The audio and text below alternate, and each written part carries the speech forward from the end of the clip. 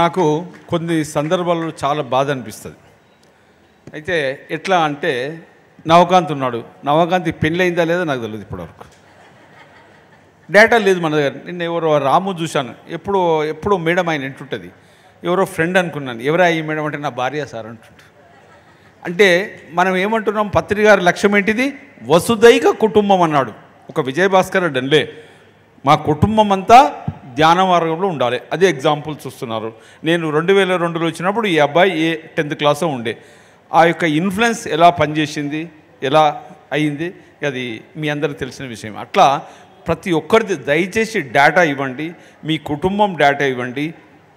మీ డేటాతోటి మేము ఏం చెయ్యము, మీ పిల్లలకు ఒక రైట్ డైరెక్షన్లో సలహాలు ఇవ్వడం కానీ, రేపు వాళ్ళకు ఉద్యోగాలు కావాలన్నా, వాళ్ళు ఏం చదువుకోవాలన్నా, ఎలా ఏ డైరెక్షన్లో పోవాలన్నా, ఎందుకంటే మేము గ్లోబల్ లెవెల్లో ఆలోచిస్తుంటాం కాబట్టి వారికి ఉద్యోగాల కల్పన, ఎంటర్ప్రెన్యూర్ ఎలా వ్యాపారం చేయాలనో దాని గురించి ఒక డేటా తయారు చేస్తున్నాం.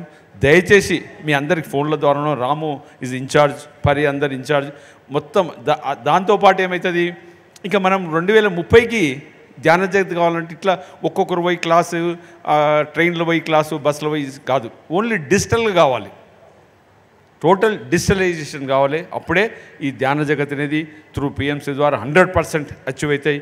ఇలాంటి వారు టెక్నాలజీగా మనకు ఫుల్ సపోర్ట్ చేస్తారు. దాంతో మనం అనుకున్న లక్ష్యాన్ని సాధించవచ్చు. Thank you masters, thank you. Thank you, sir. Thank you very much.